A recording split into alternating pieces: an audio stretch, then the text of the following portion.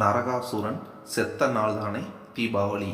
அவன் அழிவை விழாவாக கொண்டாட வேண்டிக் கொண்டானாம். யாருக்கு தேவை அதெல்லாம்? இங்கே ஒவ்வொரு தீபாவளி வரும்போதும் உயிர் போய் உயிர் வந்து விடுகிறது சராசரி மனிதர்களுக்கு. இதில் நான் சிரித்தால் தீபாவளியாம். என்னைக்கு சிரிச்சிருக்கான் அப்பாவி மனிதன். தீபாவளி இன்னைக்கு எப்படியோ தெரியவில்லை. ஆனால் ஆதிலிங்கத்துக்கு அன்னைய தீபாவளி கண்ணில் நிழலாடியது.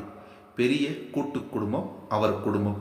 கூட்டு குடும்பத்தில் வருமானத்துக்கு என்ன குறைச்சல்? தீபாவளியை தித்திக்க கொண்டாடலாம் தானே என்று தானே நினைக்கிறீர்கள்? அப்படி எதுவும் இல்லை. அடுத்த நாள் தீபாவளி என்றால் அவனும் அவன் தங்கையும் வீட்டு வாசல்படியில் யாருக்கும் எதையும் இல்லை என்று சொல்லாத அண்ணன் நெல்லையப்பன் வரவிற்காக ஆவலோடு அமர்ந்தபடி காத்திருப்பார்கள். எதற்கு?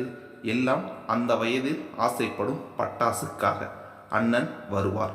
எல்லோரையும் ஒன்றா உட்காரச் சொல்லி வாங்கி வந்த பட்டாசுகளை பங்கு போட்டு தருவார். மத்தாப்பு 1 டஜன் பாக்கெட்டை ஆளுக்கு ஒரு அத்திப்பெட்டி வீதம். சிகப்பில் 3, பச்சையில் 3, பொறி மத்தாப்பில் 3, கம்பி மத்தாப்பில் ஆளுக்கு 5 கம்பி. சரவெடி மட்டும் பிரிக்க முடியாது.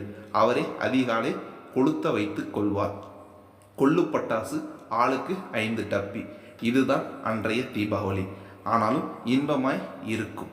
அதிகாலை எழுந்து குளித்து பெரியவர்கள் காலில் ஆசி வாங்க விழுந்தால் பெரியண்ணன் மட்டும் சலவை நோட்டுகளை சப்ளை செய்வார். அதே ஆர்வத்தில் அம்மா காலில் விழுந்தால் ஆளுக்கு 2 சுட சுட சுடும் உளுந்த வடை 2 தந்து சிரிப்பாள். அப்பா மட்டும் கரும்புகை கக்கும் பாம்பு வில்லையை அவர் கட்டிலுக்கு கீழே கொளுத்தச் சொல்லி கொசுக்கடிக்கு இலவச மருந்து தேடிக்கொள்வார். வெடிச்சத்தம் கேட்டா என்னப்பா 5 ரூபா க்ளோஸா கேட்டுன்னு நோகடிப்பார். காசை கரியாக்கக்கூடாது என்பது அவர் கருத்து. நரகாசுரன் சாகாமலே இருந்திருக்கலாம். செத்து தங்களை நோகடிப்பதாகப்படும் அந்த கூட்டு குடும்ப வாசிகளுக்கு. ஆனாலும் தீபாவளி தித்தித்தது. அன்றைக்கு எல்லோரும் மகிழ்ந்து சிரிப்போம். பட்டாசுகள் ஆசை தீர அதிகம் இல்லை. அளவாய்த்தான் என்றாலும் ஆனந்தம் ரொம்ப அதிகமாக இருந்தது. குறையிலும் ஒரு குதூகலம்.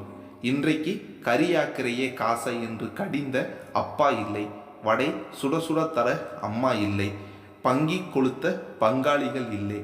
எங்கே நான் சிரித்தால் தீபாவளி. பை நிறைய பணம் இருக்கிறது.